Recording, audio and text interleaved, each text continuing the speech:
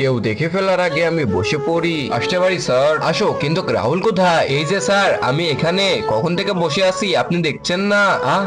এ কখন আসলো? আচ্ছা তোমরা ভিতরে যাও, সবাই যেয়ে বসো।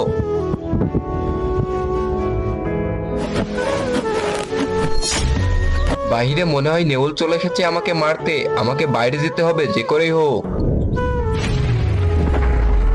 রাহুল তুমি দাঁড়াও, দাঁড়িয়ে পড়া বলো। এ কি, রাহুল আবার কোথায় গেল? স্যার ও কখন কোথায় যাচ্ছে কিছুই তো জানি না আমরা। আজকে যদি ও একবার আসে, ওর কপালে দুঃখ আছে।